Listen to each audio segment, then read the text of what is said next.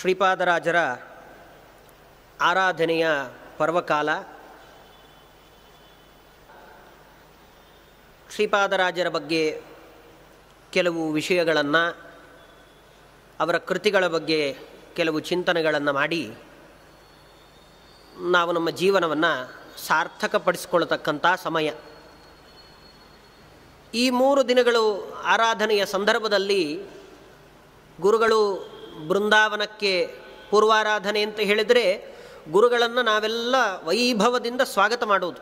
ಬರಬೇಕು, ನಾವು ನಿಮ್ಮ ಸೇವೆಯನ್ನು ಮಾಡ್ತೇವೆ, ನಮ್ಮ ಜೀವನವನ್ನು ಸಾರ್ಥಕಪಡಿಸಿಕೊಳ್ತೇವೆ ಅಂತ ಪೂರ್ವಾರಾಧನೆ ಅಂತ ಹೇಳಿದರೆ ಅದೇನೆ ಗುರುಗಳನ್ನು ಸ್ವಾಗತ ಮಾಡೋದು.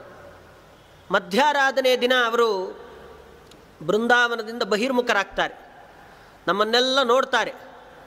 ಯಾರ್ಯಾರು ಎಲ್ಲೆಲ್ಲಿದ್ದೀರೋ, ಎಲ್ಲೆಲ್ಲಿ ಕೂತ್ಕೊಂಡು ಯಾರ್ಯಾರು ಶ್ರೀಪಾದರಾಜರನ್ನು ಸ್ಮರಣೆ ಮಾಡ್ತಾ ಇರ್ತಾರೋ ಎದುರುಗಡೆಯೇ ಹೋಗಿ ಬೃಂದಾವನದ ಎದುರುಗಡೆಯೇ ನಿಂತು ಮಾಡಬೇಕು ಅಂತಲೇ ನಿಯಮ ಅಲ್ಲ. ಎಲ್ಲಿದ್ದು ಯಾವ ಸ್ಥಳದಿಂದ ಶ್ರೀಪಾದರಾಜರನ್ನು ಸ್ಮರಣೆ ಮಾಡ್ತೀವೋ ಅವರಿಗೆ ಎಲ್ಲರಿಗೂ ಅನುಗ್ರಹ ಮಾಡೋಣ ಅಂತ ಬಹಿರ್ಮುಖರಾಗಿ ಬರ್ತಾರೆ. ಬಂದು ಇಡೀ ದಿನ ನಮಗೋಸ್ಕರ ಮೀಸಲಾಗಿಡ್ತಾರೆ. ಏನೇನು ಕೇಳ್ತೀರ ಕೇಳಿ ಅಂತಾರವರು. ಅಲ್ಲಿ ಎಚ್ಚರಿಕೆಯಿಂದ ಇರಬೇಕು. ಏನೇನು ಕೇಳ್ತೀರ ಕೇಳಿ, ನಾವು ಭಗವಂತನ ಹತ್ರ ಪ್ರಾರ್ಥನೆ ಮಾಡ್ತೀವಿ ಅಂತಾರೆ. ಅವ್ರು ಕೊಡ್ತೀವಿ ಅಂತ ಹೇಳೋಲ್ಲ, ಭಗವಂತನ ಹತ್ರ ಪ್ರಾರ್ಥನೆ ಮಾಡ್ತೀವಿ.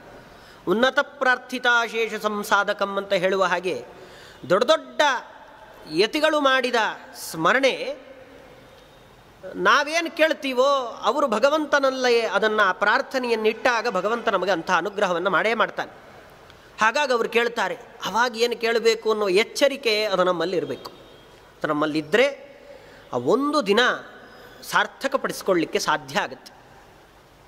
ಉತ್ತರಾರಾಧನೆಯ ದಿನ ಮತ್ತೆ ಅವರನ್ನು ಅಂತರ್ಮುಖಿಗಳಾಗಿ ಭಗವಂತನನ್ನು ಪ್ರಾರ್ಥನೆ ಮಾಡಿ ಅಂತ ಬೀಳ್ಕೊಡುಗೆ ಕೊಡೋದು, ಇದನ್ನೇ ಆರಾಧನೆಯ ಸ್ವರೂಪ ಅಂತ ಹೇಳೋದು. ಹಾಗಾಗಿ ಇವತ್ತು ಪೂರ್ವಾರಾಧನೆ, ಶ್ರೀಪಾದರಾಜರನ್ನು ಸ್ವಾಗತ ಮಾಡಿಕೊಳ್ಬೇಕು.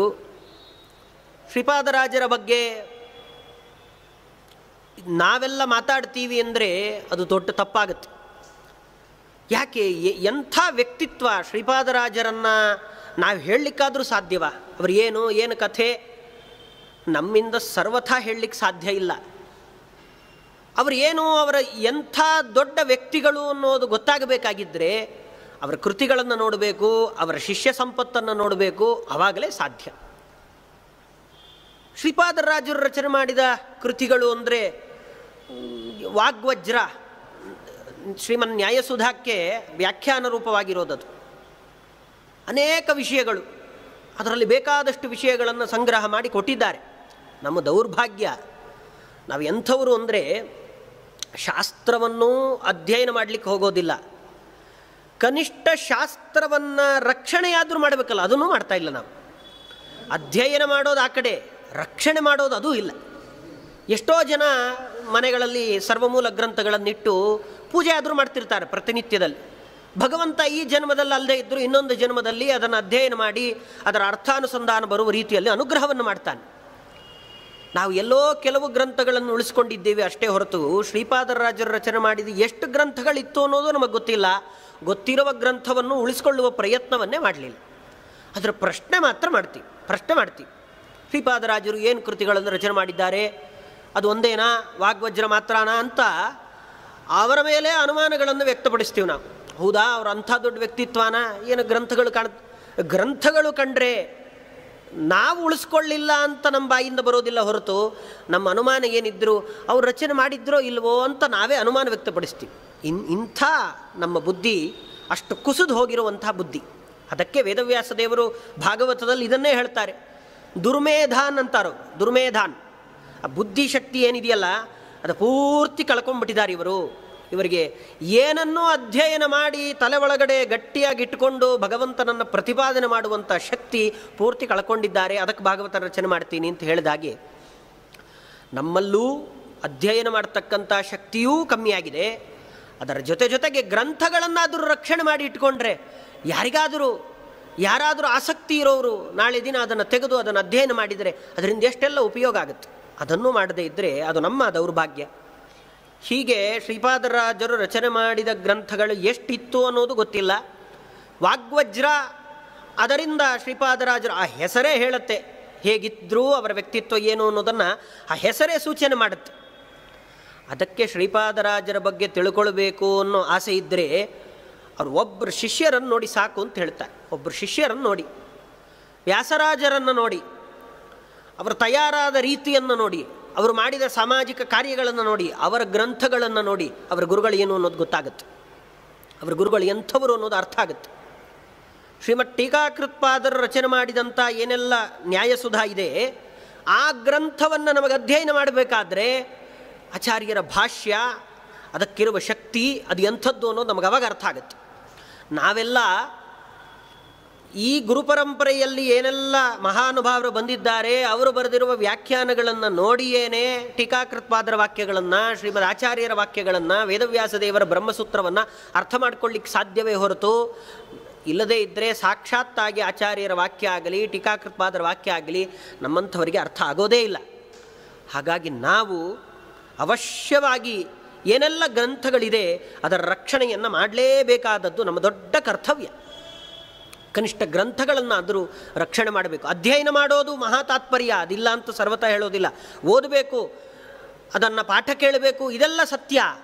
ಆದರೆ ಅದರ ಮನಸ್ಸನ್ನು ಮಾಡದೇ ಇದ್ದರೂ ಮನೆಯಲ್ಲಿದೆ ಯಾವುದೋ ಪುಸ್ತಕ ಅಂತ ಅದನ್ನು ಹೊರಗೆ ಹಾಕಿ, ಹಳೆ ಕಾಲದಲ್ಲೆಲ್ಲ ಇತ್ತೋ ಏನೋ ಯಾರಿಗೆ ಗೊತ್ತು, ಆ ಗ್ರಂಥಗಳನ್ನೆಲ್ಲ ಹಾಗಾಗಿ ತೂಕಕ್ಕೆ ಹಾಕಿರುವಂಥ ಮನುಷ್ಯರು ಇದ್ದಾರೆ. ಅದಕ್ಕೆ ಮಧ್ವ ವಿಜಯದಲ್ಲಿ ಒಂದೇ ಮಾತು ಹೇಳಿದ್ರು, ಚೂರ್ಣಕೃತ್ ವಿವಿಧ ಶಂಖ ಚೂರ್ಣಕಃ. ಪುಡಿ ಪುಡಿ ಮಾಡಿ ಬಿಸಾಕ್ತಾನೆ ಬಲಮುರಿ ಶಂಖವನ್ನು, ಅದರ ಬೆಲೆ ಗೊತ್ತಿದ್ದವನು ಮಾತ್ರ ಅದನ್ನು ದೇವರ ಪೆಟ್ಟಿಗೆಯಲ್ಲಿಟ್ಟು ಅದನ್ನು ಪೂಜೆ ಮಾಡ್ತಾನೆ. ಹಾಗೆ ಶಾಸ್ತ್ರಗಳು ನಮಗಷ್ಟು ಸುಲಭವಾಗಿ ಸಿಗುವಂಥದ್ದಲ್ಲ. ಆದರೆ ನಮ್ಮ ಭಾಗ್ಯ ಏನು ಅಂದರೆ ವ್ಯಾಸರಾಜರ ಮೂಲಕವಾಗಿ ಶ್ರೀಪಾದರಾಜರನ್ನು ನಾವು ಕಾಣಲಿಕ್ಕೆ ಸಾಧ್ಯ ಇದೆ. ಒಂದು ಚಂದ್ರಿಕಾ, ನ್ಯಾಯಾಮೃತ, ತರ್ಕತಾಂಡವ, ಎಂಥೆಂಥ ಭದ್ರ ಬುನಾದಿ ಇವತ್ತು ಇಡೀ ವೇದಾಂತ ಸಾಮ್ರಾಜ್ಯಕ್ಕೆ ಹಾಕ್ಕೊಟ್ಟಿದ್ದಾರೆ. ಅವರು ಕಂಠಪೂರ್ತಿಯಾಗಿ ಅವರ ಗುರುಗಳನ್ನು ಹೊಗಳುತ್ತಾರೆ. ಅವರ ಪಾದ ಸೇವೆ ಮಾಡಿದರೆ, ಅವರ ಬೃಂದಾವನವನ್ನು ದರ್ಶನ ಮಾಡಿದರೆ ಸಾಕು, ನಮಗೆ ಬೇಕಾದಷ್ಟು ಅನುಗ್ರಹ ಆಗುತ್ತೆ ಅಂತ ಕಂಠಪೂರ್ತಿಯಾಗಿ ಹೊಗಳುತ್ತಾರೆ ವ್ಯಾಸರಾಜರು ಶ್ರೀಪಾದರಾಜರನ್ನು. ಇದರಿಂದ ನಮಗೆ ಅರ್ಥ ಆಗುತ್ತೆ ಎಂಥ ವ್ಯಕ್ತಿತ್ವ ಅವರದ್ದು, ಹೇಗೆ ತಯಾರು ಮಾಡಿದ್ದಾರೆ. ಶಿಷ್ಯರಿಗೆ ಉಪದೇಶ ಮಾಡಿ ಅವರಿಂದ ಸಮಗ್ರ ಲೋಕ ಸಂಚಾರ ಮಾಡಿಸಿ ಅವರನ್ನು ತಯಾರು ಮಾಡಿದ ರೀತಿಯನ್ನು ನೋಡಿದರೆ ಶ್ರೀಪಾದರಾಜರದ್ದು ಎಂಥ ವ್ಯಕ್ತಿತ್ವ ಅನ್ನೋದು ಗೊತ್ತಾಗುತ್ತೆ. ಹಾಗಾಗಿ ವಿದ್ಯಾ ಕರ್ಮ ಸುತಾಯಿತಿ ಅಂತ ಭೀಮಸೇನ ದೇವರು ಒಂದು ಮಾತು ಹೇಳ್ತಾರೆ. ಉಳಿಯೋದು ಏನು? ಒಬ್ಬ ವ್ಯಕ್ತಿ ಇಡೀ ಜೀವನ ಹಾಳು ಮಾಡಿಕೊಂಡು ಕೂತ್ಕೊಂಡ್ರೆ ಅವನದ್ದು ಅಂತ ಏನಾದರೂ ಉಳಿಯತ್ತಾ ಅಂದರೆ 3 ಉಳಿಯತ್ತೆ. ವಿದ್ಯಾ ಕರ್ಮ ಸುತ, ಅವನ ಸಂಪಾದನೆ ಮಾಡಿದ ವಿದ್ಯೆ ತಾನೇನು ದಾರಿ ಎರೆದು ಕೊಟ್ಟು ಹೋಗಿದ್ದಾನೆ ಅದು ಉಳಿಯತ್ತೆ. ಕರ್ಮ, ಅವರೇನು ಕರ್ಮ ಮಾಡಿದ್ದಾರೆ, ಪುಣ್ಯಕರ್ಮಗಳು, ಒಂದಿಷ್ಟು ಕೆರೆ ಬಾವಿ ತೋಡಿಸೋದು, ಒಂದು 10 ಜನಕ್ಕೆ ಉಪಕಾರ ಮಾಡೋದು, ಆ ಸ್ಮರಣೆ ಉಳಿಯತ್ತೆ.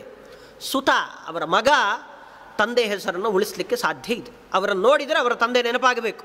ಈ 3 ಮಾತ್ರ ನಾವಿಲ್ಲಿಗೆ ಉಳಿಸಿ ಹೋಗ್ಬೋದು, ಬಿಟ್ಟರೆ ಮತ್ತೇನನ್ನು ಉಳಿಸ್ಲಿಕ್ಕೆ ಸಾಧ್ಯ ಇಲ್ಲ ನಮ್ಮಿಂದ. ಫಲಾನಿ 3 ಶಿಷ್ಯಂತೆ ಅಂತ ಇದು 3 ಮಾತ್ರ ಉಳಿಯುವಂಥದ್ದು. ಶ್ರೀಪಾದರಾಜರನ್ನು ನೋಡಿದಾಗ ಇದು 3 ಕೂಡ ನಮಗೆ ಗೊತ್ತಾಗತ್ತೆ. ವಿದ್ಯೆ, ಅವರು ಧಾರೆ ಎರೆದ ವಿದ್ಯೆ, ಅದು ವ್ಯಾಸರಾಜರಿಂದ ಹೊರಗಡೆ ಬಂದ ರೀತಿ, ಅದನ್ನು ನೋಡಿದರೆ ಅಂಥ ಅದ್ಭುತವಾದ ವಿದ್ಯೆ ಅದು ಇವತ್ತು ಉಳಿದಿದೆ. ಕರ್ಮ ಕೇಳೋದೇ ಬೇಡ. ಅವರ ಚರಿತ್ರೆಯನ್ನು ನೋಡ್ತಾ ಇದ್ದರೆ ಭುಂಜಾನಂ ಷಷ್ಠಿಶಾಖ ಅಂತ ವ್ಯಾಸರಾಜರೇ ಹೇಳ್ತಾರೆ. 64 ಬಗೆಯ ಭಕ್ಷ್ಯಗಳನ್ನು ಮಾಡಿ ಭಗವಂತನಿಗೆ ನೈವೇದ್ಯ ಮಾಡ್ತಾ ಇದ್ರು ಅಂತ. 64 ಭಕ್ಷ್ಯ ಬಗೆ ನೈವೇದ್ಯ ಮಾಡ್ತಾ ಇದ್ರು ಅಂದರೆ ಏನರ್ಥ? ಎಲ್ಲ 2 ಮಾಡಿಸಿ ಮನೆಗಳಲ್ಲಿ ನಾವೇ 5 ಭಕ್ಷ್ಯಗಳನ್ನು ಮಾಡಬೇಕು ಅಂದರೆ 2 ಮಾಡಿ ದೇವ್ರ ಮುಂದೆ ಇಟ್ಟು ಕೃಷ್ಣಾರ್ಪಣ ಅಂತಿ. 3ನೇ ವ್ಯಕ್ತಿ ಬಂದರೆ ಹಾಕ್ಲಿಕ್ಕೆ ಇರೋದಿಲ್ಲ. ಹಾಗೆಲ್ಲ ಮಾಡ್ತಾ ಇದ್ದಿದ್ದು. ಅವರೇ ಹೇಳ್ತಾರೆ, ಬಂದ ಎಲ್ಲ ಬ್ರಾಹ್ಮಣರಿಗೂ ಯಥೇಚ್ಛವಾಗಿ ಬಡಿಸಬೇಕು. 1, 2 ಅಲ್ಲ, ಯಥೇಚ್ಛವಾಗಿ ಬಡಿಸಬೇಕು. ಅದು 64 ಭಕ್ಷ್ಯ. ಹೆಸರು ಹೇಳಲಿಕ್ಕೆ ಗೊತ್ತಿಲ್ಲ ನಮಗೆ. ಅಂಥದ್ದನ್ನು ಪ್ರತಿನಿತ್ಯ ಮಾಡಿ ಭಗವಂತನಿಗೆ ನೈವೇದ್ಯ ಮಾಡಿ ಇಂಥ ಅದ್ಭುತವಾದ ವೈಭವ. ಅದಕ್ಕೆ ಭಗವಂತ ಮಾಡಿದ ಅನುಗ್ರಹ. ಆ ಹೆಸರು ಹೇಳಿ ಸಾಕು ಅಂದ. ಶ್ರೀಪಾದರಾಜರು ಅಂತ ಒಂದು ಸತಿ ಹೆಸರು ಹೇಳಿ ಸಾಕು, ಮತ್ತೇನು ಮಾಡೋದು ಬೇಡ. ಆ ಹೆಸರನ್ನು ಹೇಳಿ ನೀವು ಯಾವ ಜಾಗದಲ್ಲಿ ನಿಂತಿದ್ರೂ ನಿಮಗೆ ಅವತ್ತಿನ ದಿನ ಊಟದ ಸಮಸ್ಯೆ ಆಗಿದೆ ಅಂದರೆ ಎಲ್ಲಿಂದಲೋ ನಿಮಗೆ ವ್ಯವಸ್ಥೆ ಆಗುತ್ತೆ. ನೀವು ಬೇರೆ ಏನು ಮಾಡೋದು ಬೇಡ, ಕಷ್ಟಪಡೋದು ಬೇಡ, ಒಲೆ ಹಚ್ಚೋದು ಬೇಡ, ಪದಾರ್ಥ ತರೋದು ಬೇಡ, ಏನು ಬೇಡ.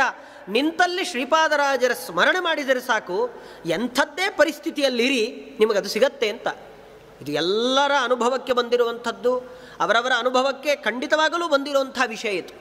ಬಂದಿಲ್ಲ ಅಂತಾದರೆ ಪ್ರಯತ್ನ ಪಡಿ, ಇದರಲ್ಲಿ ಯಾವ ಸುಳ್ಳಾಗ್ಲಿಕ್ಕೆ ಸಾಧ್ಯವೇ ಇಲ್ಲ. ಯಾಕೆಂದರೆ ನಾವು ಮೊದಲು ಮನುಷ್ಯ ಪ್ರಯತ್ನ ಅಂತಲೇ ಮಾಡ್ತೀವಿ, ನಾವೇ ದೊಡ್ಡವರು ಅಂತ ನಮ್ಮ ಪ್ರಯತ್ನ ಮಾಡಿ ಕೊನೆಗೆ ನಾವು ಭಗವಂತನ ಇಲ್ಲ ನಮ್ಮ ಕೈಲಿ ಆಗೋಲ್ಲ ಅಂದಾಗ ಭಗವಂತನ ಹತ್ರ ಹೋಗೋರು. ಹಾಗಾಗಿ ನಾವು ಎಲ್ಲೇ ನಿಂತಿದ್ರೂ ತೊಂದರೆ ಇಲ್ಲ, ನಮಗೆ ಇವತ್ತಿನ ದಿನ ಊಟ ಸಿಕ್ಕಿಲ್ಲ ಅಂತ ಅಂದ್ಕೊಂಡು ಕಡೇ ಪ್ರಯತ್ನ ಅಂತ ಇದನ್ನು ಮಾಡಿ ಬೇಜಾರು ಮಾಡ್ಕೊಳ್ಳೋದಿಲ್ಲ ಗುರುಗಳು. ಕೊನೆಗೆ ನನ್ನ ಹೆಸರು ಹೇಳದ್ನಲ್ಲಪ್ಪ, ಇವನಿಗೆ ಊಟ ಕೊಡೋದು ಬೇಡ ಅಂತ ಹೇಳೋದಿಲ್ಲ, ಹೇಳದಿಲ್ಲ ಸಾಕು ಅಂತಾರೆ. ಅವನ ಒಳಗಡೆ ಇದ್ದ ಭಗವಂತ ಶ್ರೀಪಾದರಾಜರು ಅಂತ ಅಂದಿದ್ದಾನೆ, ಅವನಿಗೆ ವ್ಯವಸ್ಥೆ ಮಾಡುವ ಜವಾಬ್ದಾರಿ ನಂದು ಅಂತ ಬಂದು ನಿಂತ್ಕೊಳ್ತಾನೆ. ಯೋಗಕ್ಷೇಮಂ ವಹಾಮ್ಯಹಂ, ಇದು ಅವರ ಮಹಿಮೆ. ಅಂದರೆ ಇಂಥ ಮಹಿಮೆ ಅದು ಶ್ರೀಪಾದರಾಜರ ಮಹಿಮೆ. ಕೇವಲ ಹೆಸರು ಹೇಳಿದರೆ ಸಾಕು ಅವರಿಗೆ ಇಂಥ ಕರ್ಮ, ಅವರು ಮಾಡಿದ ಪುಣ್ಯ ಸಂಪಾದನೆ ಅದು ಇವತ್ತು ಜಗತ್ತಿಗೆ ತುಂಬ ಹರಡಿಕೊಟ್ಟಿದ್ದಾರೆ. ನಾವು ಬರೀ ಹೆಸರು ಹೇಳಿದರೆ ಪ್ರತಿನಿತ್ಯ ಮನೆಯಲ್ಲಿ ಸುಗ್ರಾಸ ಭೋಜನ ಮಾಡುವಂತಹ ಅವಕಾಶ ಅದು ಶ್ರೀಪಾದರಾಜರ ಹೆಸರಿಗಿದೆ. ಸುತ ಅವರ ಮಗನಂತೆ ಬೆಳೆಸಿದವರು ವ್ಯಾಸರಾಜರು. ಅವರು ಮಗನ ಹಾಗೆ ನೋಡಿಕೊಂಡ್ರು. ಆ ಗುರುಕುಲದಲ್ಲಿ ಅವರಿಗೆ ಪಾಠ ಹೇಳಿ 12 ವರ್ಷಗಳ ಕಾಲ ವಿಶೇಷವಾಗಿ ಅವರೇ ಸ್ವತಃ ಖುದ್ದಾಗಿ ನಿಂತು ಅಧ್ಯಯನ ಮಾಡಿಸಿಕೊಟ್ರು. ಶ್ರೀಪಾದರಾಜರ ಮಕ್ಕಳು ಅಂದರೆ ವಿದ್ಯೆಯನ್ನು ಕೊಟ್ಟು ಮಕ್ಕಳ ಹಾಗೆ ಪೋಷಣೆಯನ್ನು ಮಾಡಿದವರು ವ್ಯಾಸರಾಜ. ಈ ಮೂರೂ ಕೂಡ ವಿದ್ಯಾ ಕರ್ಮ ಸುತ ಅಂತೇನು ನಾವು ನೋಡ್ತೀವಿ, 3 ಉಳಿಯತ್ತೆ ಅಂತ, ಅದು ಮೂರೂ ಪರಮಾದ್ಭುತವಾಗಿ ಶ್ರೀಪಾದರಾಜರ ಚರಿತ್ರೆಯನ್ನು ನೋಡಿದಾಗ ನಮಗೆ ಕಾಣುತ್ತೆ. ಅಂಥ ವಿದ್ಯೆ ನಮಗೆ ಸಿಕ್ಕ ಕೃತಿಗಳಲ್ಲಿ ಅವರು ರಚನೆ ಮಾಡಿದ್ದಾರೆ ಬೇಕಾದಷ್ಟು. ದಾಸ ಸಾಹಿತ್ಯಕ್ಕೆ ಅವರು ಕೊಟ್ಟ ದೊಡ್ಡ ಕೊಡುಗೆ. ಮೊದಲಿಗೆ ಶ್ರೀಮದ್ ಆನಂದ ತೀರ್ಥ ಭಗವತ್ಪಾದಾಚಾರ್ಯರು ಕೂಡ ದಾಸ ಸಾಹಿತ್ಯವನ್ನು ಅವರೇ ಮೊದಲಿಗೆ ಪ್ರವೃತ್ತಿ, ಅವರೇ ಮೊದಲು ಹಾಡು ತೋರಿಸ್ತಾರೆ. ಅದನ್ನು ಆಚಾರ್ಯರು ಹಾಡಿದ್ದಾರೆ ಅಂದರೆ ಅದರ ಕಥೆ ಬೇರೆಯೇ. ಅವರು ಹಾಡಿದರೆ ಒಣಗಿದ ಮರ ಚಿಗುರಿ ಎಲೆ ಬಿಟ್ಟು ಹೂವಾಗಿ ಹಣ್ಣಾಗುವಂಥದ್ದು. ಹೀಗೆ ಆಚಾರ್ಯರ ಗಾನ ಅಂದರೆ ಅಂಥ ಗಾನ. ಅದಾದಮೇಲೆ ಅದನ್ನು ನರಹರಿ ತೀರ್ಥರು ಅದನ್ನೇ ಮುಂದುವರಿಸ್ಕೊಂಡು ಬರ್ತಾರೆ. ಶ್ರೀಪಾದರಾಜರು ಆ ಪರಂಪರೆಯನ್ನು ಭದ್ರವಾಗಿ ಕಟ್ಕೊಡ್ತಾರೆ, ಬಹಳ ಭದ್ರವಾಗಿ. ಬೇಕಾದಷ್ಟು ದೇವರ ನಾಮಗಳನ್ನು ರಚನೆ ಮಾಡಿಕೊಡ್ತಾರೆ. ಅದರಲ್ಲಿ ಒಂದು ಪರಮಾದ್ಭುತವಾದ ಕೃತಿ ಎಲ್ಲರೂ ಪ್ರತಿನಿತ್ಯ ಹೇಳುವಂಥದ್ದು ಮಧ್ವನಾಮ.